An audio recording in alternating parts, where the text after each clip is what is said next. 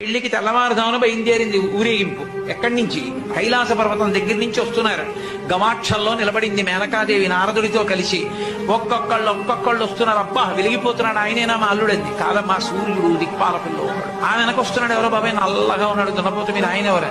మీ అల్లుడు కాదు, బెంగ పెట్టుకోకు, యమధర్మరాజు గారు. ఆ వెనకాల అబ్బా చల్లగా ఎంత బాగున్నాడో, ఎవరు? చంద్రుడు, మీ అల్లుడు కాదు. ఈయనెవరోనయ్యో చాలా అందంగా ఉన్నాడు, ఎర్రగా ఉన్నాడు, కాంతులీనుతున్నాడు. బ్రహ్మగారు. మీ అల్లుడి దగ్గర పురోహితుడమ్మా, పెళ్లి చేయడానికి వచ్చే బ్రహ్మగారు. ఆయన మీ అల్లుడు కాదు. ఓ అలాగా, ఇతనెవరో నీలమేఘశ్యాముడు, చాలా అందంగా ఉన్నాడు. శాంతాకారం భుజగచైనం పద్మనాభం సురీశం. అమ్మా, ఆయనకి మీ అల్లుడికి భేదం చెప్పకూడదు, కానీ ప్రస్తుతం మీ అల్లుడు కాదు.